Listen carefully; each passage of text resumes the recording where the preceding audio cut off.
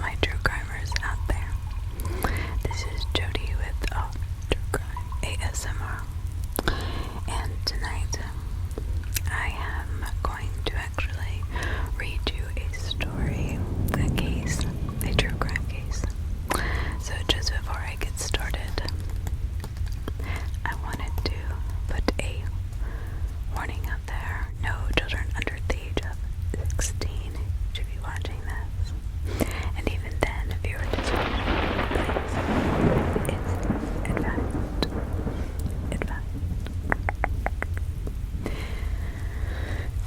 So this is a case that happened when I was actually pretty young. I remember my mother telling me about it. It's the Wanda Holloway killer, the cheerleader mom who had it all, and so did her daughter.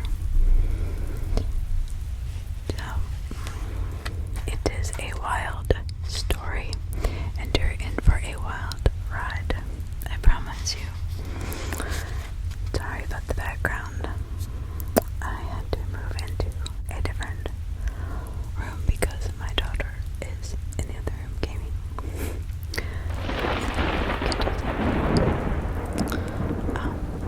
ASMR when she's yelling. 1999 dark comedy film. Drop Dead Gorgeous Christy Allen plays a mom obsessed with her beauty pageant daughter's success. Throughout the film, she sabotages her daughter's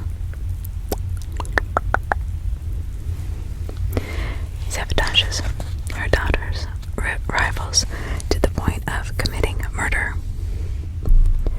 which ultimately pacifies, resulting in her daughter's death and prison time for her. Most who watched the film enjoyed the dark humor, as it pokes fun at middle Americans' desire to sometimes go to the extreme lengths that we go to for their children. Of course, in the real world, it's not so funny at all. And there was a mom who went just this far. Can you believe that? And she was very, very good at cheerleading. Now, I'm not saying she had to kill this girl to be number one. She was very good. So, that take whatever you can to get to the top. There are cases where angry parents have gotten into shouting matches with referees and or coaches at high school games and football games, and we all know this. We've all been there. We've all seen that parent, right? And some of us are that parent. My daughter would kill me if I was that parent. So,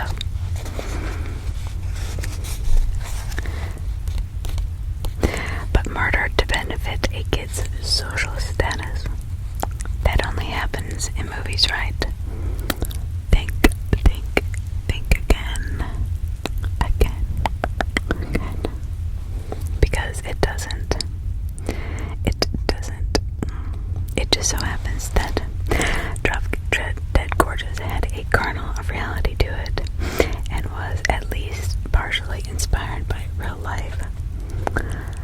Plot by an ambitious cheerleader mom who had wanted to kill her daughter's primary rival. During the Christmas holiday season of 1990, prim and proper Texas housewife Wanda Holloway, I'll never forget this case. Y'all, I won't. Hired a hitman to kill her 13-year-olds. Daughter's primary rival on her school's cheerleading squad. Can you believe this? The bizarre case took the foundation of a cheerleading school, shook the foundation of a quiet, conservative Houston suburb, and revealed the extremes that some in middle America would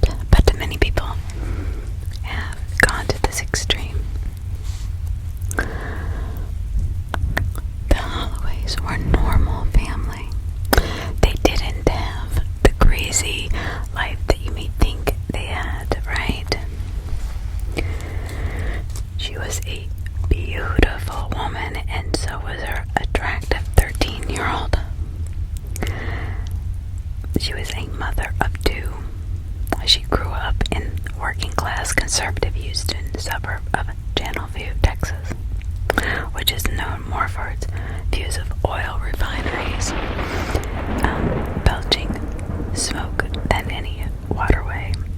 As a child, Wanda's father did a good job providing to her and her siblings, but her family lived an austere life devoid of most luxuries many other kids her age enjoyed. So they would look up from afar, but never really got to enjoy them.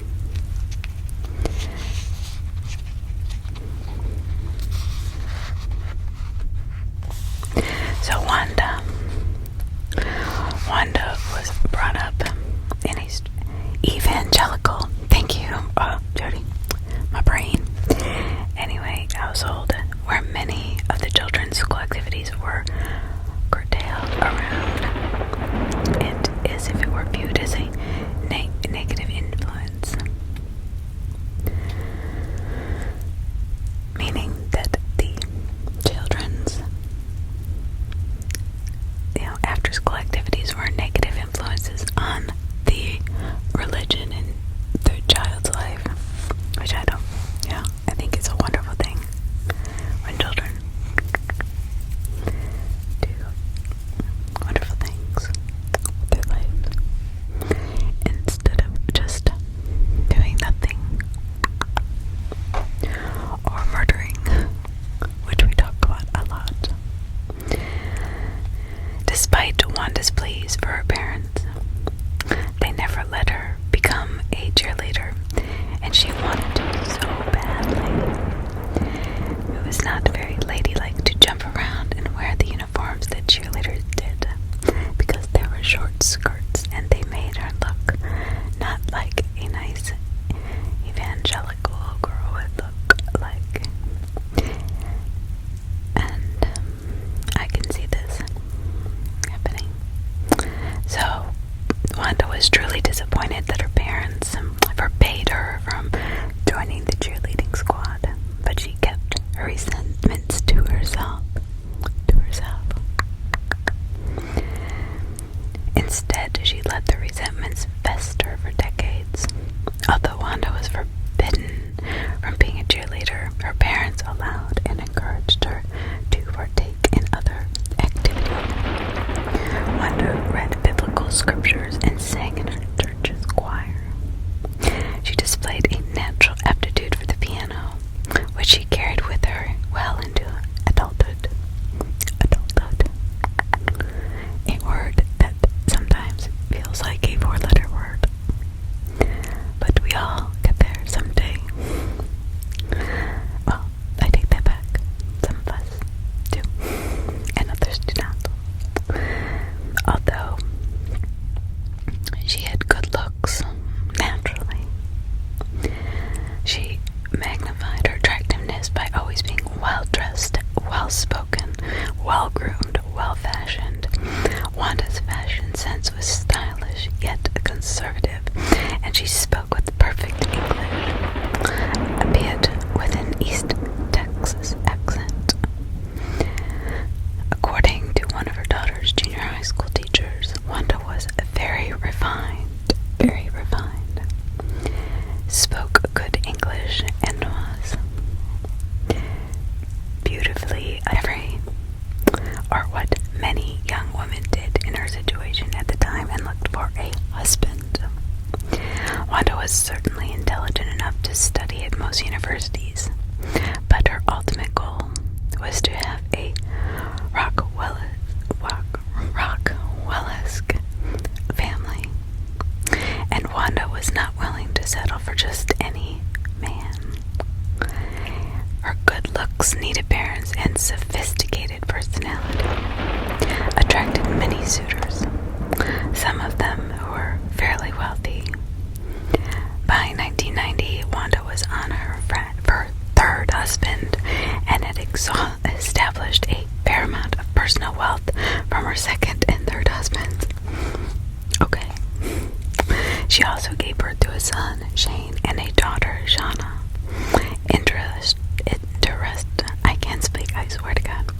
Interestingly, Shanna never had to leave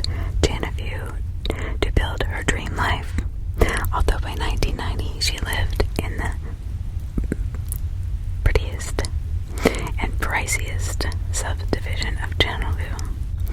It was located just a few short blocks from her childhood home.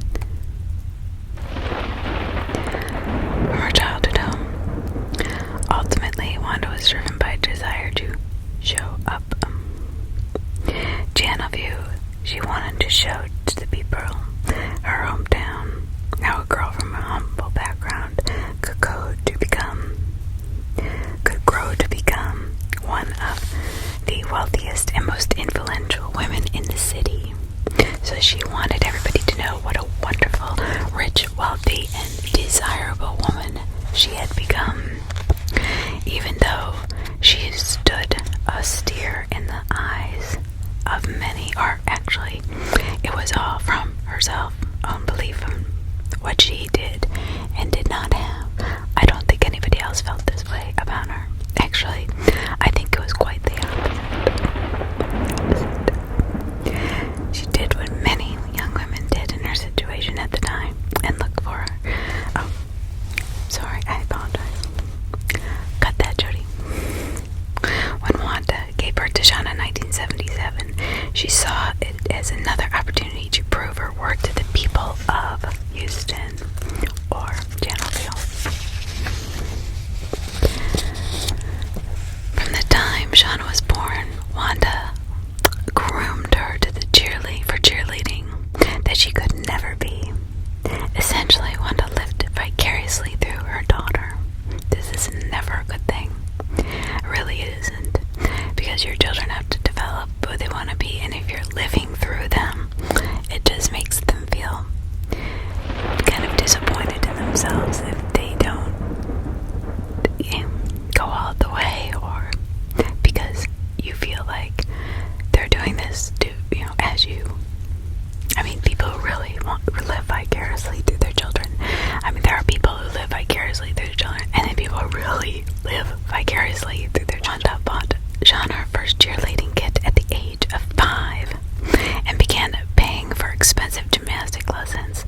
Wanda drove Shanna to all the cheerleading and all the gymnastics practices and usually stayed for the duration of the practice so she could critique her daughter when they got home. So, Shanna, cheerleading became the entirety of her life. She was allowed little time to just hang out with her friends. Everything revolved around her being the top cheerleader in Channelview. For the most part, Shanna was cooperative with her mother and usually never showed any displeasure in the long hours practicing. Oh, and that's another thing. When I had heard this, it's not in here, but the hours that her mother would make her practice were insane hours. Just wanted to let you know that.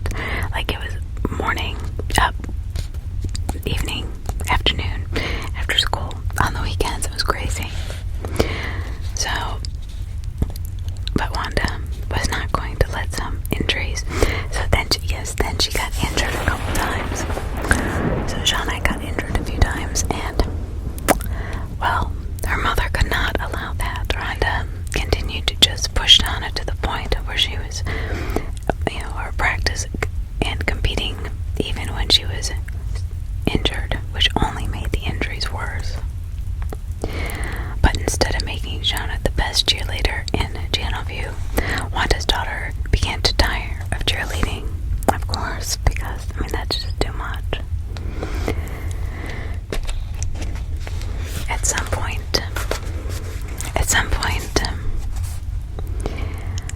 it clicked. This isn't fun, Shanna said in an interview with People magazine. But I was so close to my mom. She was my world, and I wanted to please her. Like I said, it becomes unhealthy for the child. And there was no discussion in the Holloway home. Shanna would be a cheerleader whether she liked it or not, period.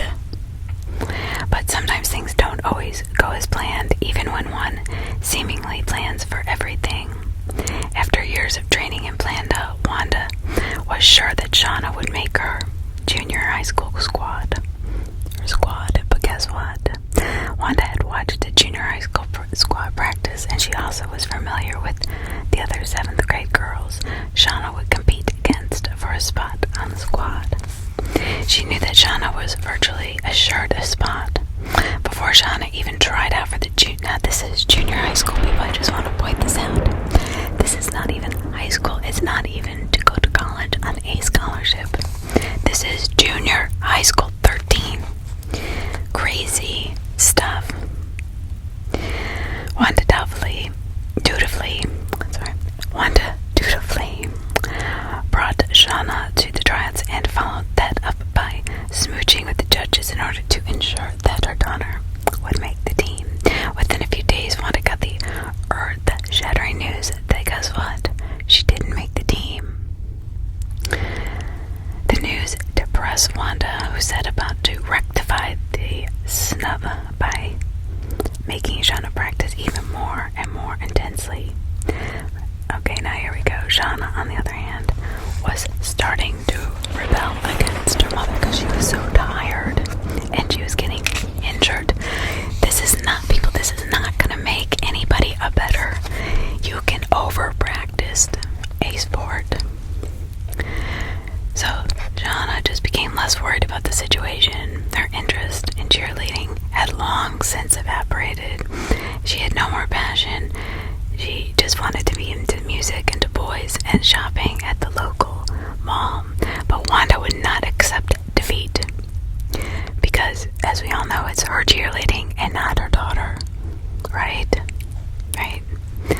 That's what's so sad. As she trained her reluctant daughter for the next tryout, in a year, Wanda Holloway learned that a girl who lived a few houses away named Harper Heath had made the team. Wanda was incensed that her beautiful athletic daughter was passed over in favor of Amber, who she believed was much less attractive and less capable. Not even less capable, far less capable. Maybe the judges just were like, you're a bitch and we don't want you. As a hovering mother had nothing to do with Shanna's talent. Just saying. So Wanda agreed Shanna's training program for another year until the tryouts began once more for the junior high, still in junior high, cheerleading squad. But Shanna did not make the cut in 8th grade either, although Amber Heath did. At this point, Wanda Holloway decided to take measures into her own hands. So, this gets nuts. Wanda's disappointment simmered for a year. Actually, probably for 30-some years. I mean, it had been simmering since she was a little girl. This was not something, her daughter in her eyes was her. So she was fighting. It wasn't even Shanna's fight anymore. It really never had been, to be quite honest. Wanda's wrath was directed into Amber Heath and her mother, Verna. It's not like they weren't it's not like they were the only girls on the team. She was chosen over many girls. I don't know why. Honestly, I always felt this way. Why would this mother take it out on just this one parent and this one daughter? So there must have been other issues that we don't know about, but I just find it very strange. Don't you? Don't you guys find it strange? I don't know. I guess I find it so bizarre because I was so competitive in sports. I was never a cheerleader, but I swam, I ran track, I played soccer, I played volleyball, varsity for, I rode horses competitively, I skied competitively, I ran competitively, what didn't I do? I played tennis competitively, and never once did I always just won. I was very athletic, and it never occurred to me I just went to practice. I practiced really hard. I gave it my best, and that's what I always gave it. I was on a swim team for most of my life. I was 6 or 7 when I started, and by 10 I was swimming against 13 and 14-year-olds. And I can remember some people saying, you know, why is she allowed to? Because I was so much better than they were. But it was just my thing. I never thought about hurting somebody. It was just a sport. It wasn't going to earn me any money. It wasn't going to earn me any fame. I wasn't that good. So to Wanda, Verna Heath was the head of the conspiracy to deprive Shanna for her rightful spot on the squad. Really though, this was all about Wanda and how she was living vicariously through her daughter. Wanda's dreams of seeing her daughter lead cheers in high school and then possibly college seemed to be coming to an end unless she did something drastic. Well, she did. I could see my mom was agitated. She felt Verna was trying to take her spot intentionally. And she didn't really know why. She says she felt Verna was trying to get in the way of my becoming a cheerleader, Shanna recalled.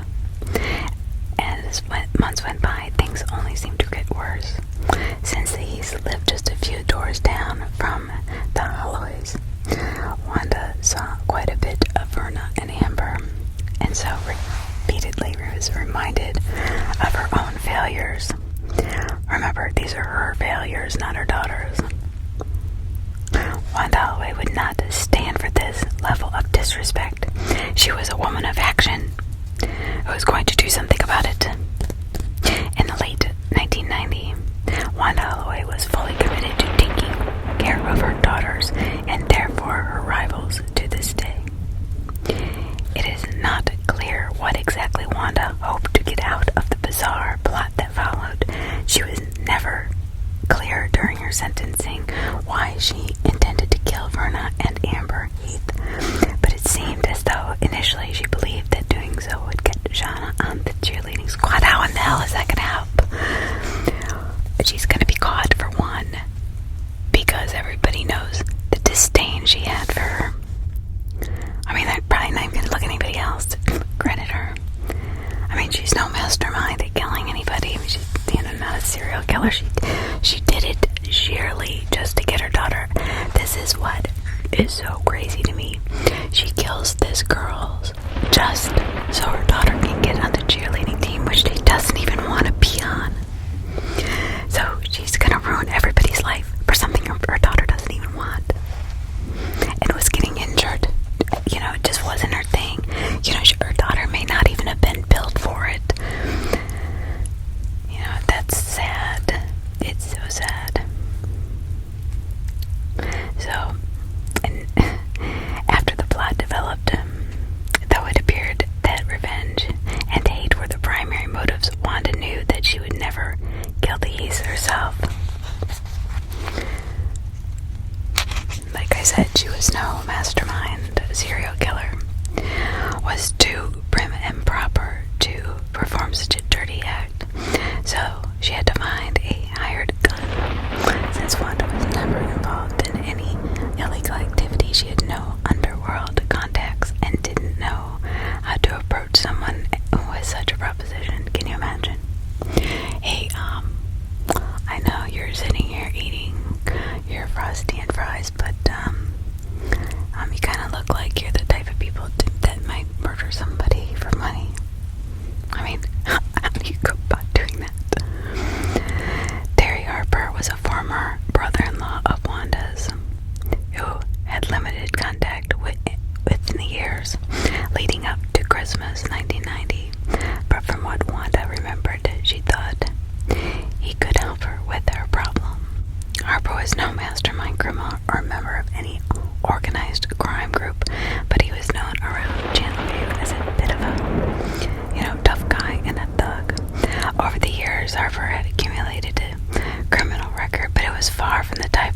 resume a hitman would normally have. So, he's no James Bond, okay? Let's just say that. Or Jason Bourne. For sure. A string of failed marriages left Harper in financial ruin, earning him enmity of most of his children. Although Terry may not have been a professional criminal, he was prone to violence and was probably desperate for money. Wanda reasoned, because Wanda is a very reasonable person, as we all know. In the days before Christmas, Wanda called Terry to talk about old times, and after discussed their families for a few minutes, she asked to meet him about a possible business venture she was inspiring to possibly start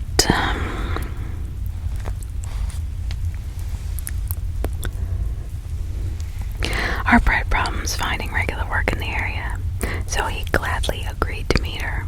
Right? Wanda wasted no time letting Terry know about her bizarre murder plot and the role that she envisioned for him in it. Harper was taken aback when Wanda coldly and with a straight face told him how she wanted both Amber and Verna Heath to die, or to be dead. As Terry protested the whole affair, Wanda appealed to Terry's love for his niece. After all, Wanda reasoned it was all about Shanna, but Terry Harper knew that in reality it was all about Wanda. In Wanda's tunnel vision quest to eliminate her and her daughter's rivals, she miscalculated how ordinary people would react to such a diabolical plot. She just assumed that she could appeal to Terry Harper's greed, and that didn't work. And if that didn't work, she could tug at his heartstrings. She clearly miscalculated Terry. If she had taken the time to talk to her former brother-in-law in the years before the murder plot, then she would have known that he had left his wild ways long behind him and was now a practicing Christian. Though he's not going to kill anybody for her, but guess what? He's gonna know if they die. The first person to look at before leaving Wanda's car, Harper told her, quote, "I don't do anything like that, and I don't know anyone who would do anything to a 13-year-old child," unquote. So this is gonna be a problem, I promise, for her. Instead of taking a step back and realizing the situation she was creating was not a good idea. Well, yeah, it's not. It's a terrible one. She was creating without a good idea, or at least recognizing that Terry Harper was not on board with the plot in typical fashion of a person truly lacking in self-awareness. Wanda Holloway continued. Wanda told Terry she would get back to him to him real soon. Quote, "I thought, fine." Terry recalled, quote, "I just wanted to get out of the car," unquote. So he's feeling like a trapped animal, I'm sure, like her daughter. To say that Terry Harper was disturbed by this conversation with Wanda Holloway would be an understatement. He wanted nothing to do with the murder plot, and he was angry and upset that his former sister-in-law would consider him for such a devious mission. After going home and thinking about it, the situation time, he really was furious, and he decided to tell his brother Tony, Wanda's ex-husband, about the situation. Tony realized that although he was no longer married to Wanda, that she was still the mother of his daughter, and that he was going to the authorities would subject her and the family to public shame, and she may possibly end up in jail. He asked Terry if she was serious and questioned if maybe Wanda was just venting, letting off some steam. She was known to do that. Terry was adamant that she was dead serious, and she was. Tony told his brother there was no other choice. If she decided to go through with the plot without him, then Terry would be at least partially responsible for any deaths. Tony also... So he had to either tell on her. Tony also said Terry that he would be looking at prison time if the authorities learned that he knew about the thought, but said or did nothing. On Christmas Eve 1990, Terry Harper learned that Wanda was not joking or venting about murdering Verna Heath. She asked Terry again if he would help her in eliminating the problem, living a few doors down. Wanda didn't know that after the first time she solicited Terry to murder the Heaths, he told his brother, and then went to the Harris County Sheriff's Department. Sheriffs told Terry to go along with the plot, that they would give him a wire to wear and record all the conversations. Once Terry agreed to be Wanda's hitman, their phone conversation shifted to specifics concerning how the deal would be done and payment. Wanda agreed to pay Terry $2,500. Somebody better be paying me out a lot more than $2,500 to kill somebody. I promise you that right now. Just saying. On January 14th, 1991, Terry went to the Holloway home to discuss the final details of the hit with Wanda and to receive his down payment of jewelry.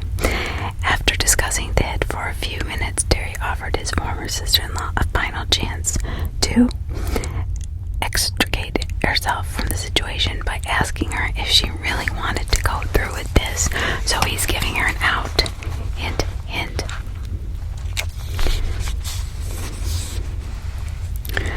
She answered with an empathetic yes. The Harris County Sheriff's Department arrived at the Holloway home the next day and arrested Wanda for solicitation of first-degree murder. As soon as the local media outlets began reporting the details of this bizarre Cheeleader murder plot, the story was picked up throughout the United States. Reporters to Channelville, they just ran to it. I mean, this is just such a crazy plot. Since no one was physically hurt in the murder plot, and Wanda was considered a pillar of the community and not a flight risk, she was given bail and allowed to return home. But Wanda had more important things to think about than the local social scene. She was looking at spending a good portion of her life in prison if convicted. The pre-trial hearings dragged on for several months until the trial finally began. The only defense that Wanda's lawyers put up was that she was set up by Tony and Terry Harper. They argued that Tony was a bitter ex and he wanted nothing more than to see Wanda in prison. The jury didn't buy it. Found Wanda Holloway guilty of solicitation of first-degree murder. She was sentenced to 15 years in the Texas Department of Corrections. As Wanda was about to be whisked away to prison, fate stepped in to help the defeated cheerleader mom. It was revealed that one of the jurors should have been ruled ineligible under Texas law because he was on probation. Wanda was once more released on bail, but the Harris County prosecutors were determined to try the case again. The pre-trial hearings for the second went on for years instead of months. The drawn-out nature of the second trial proved to be beneficial for Wanda, though as many in the community began to tire of the endless media presence in their once quiet town. The outcry to throw the book at Wanda had dissipated, and the prosecution was willing to make a deal to the cheerleader mom. At the urging of her lawyers, Wanda agreed to the plea deal in September 1996 to solicitation to commit murder and received a 10-year sentence. But fate stepped in once more for the cheerleader mom. So fate is helping her out here. On March 1997, Judge allowed Wanda to be released from prison after serving 6 months. After serving 6 months, she was placed on probation for 10 years in order to pay $10,000 in fine. She later also settled with the Heath family for $150,000 as part of a civil lawsuit. Some believe that Wanda Holloway got away with a near murder, but she did spend time behind bars. So what is going to happen to this woman? The aftermath of this is interesting. So she wanted her daughter to be this amazing cheerleader, but she basically destroyed her life. She became known as the killer mom, and that is what she's known for today. So I think that's pretty sad, actually. Wanda Holloway's murder plot deeply affected the lives of several people and left an enduring mark. Result. Shanna was ostracized at school and around Channelview as a result of her mother's actions. She spent the remainder of her teen years withdrawn and depressed, and for a long time would not forgive her mother. In her adulthood, Shanna blossomed into a beautiful young woman and graduated from college and now works as a teacher. She also married and started her own family. So everything did work out for Shanna, but she did suffer for a long time, which is sad because her mother, that's just wrong. Today, Shanna has repaired her relationship with Wanda, but the two never talk about the murder plot. Shanna's children all know their grandmother, but they have yet to learn about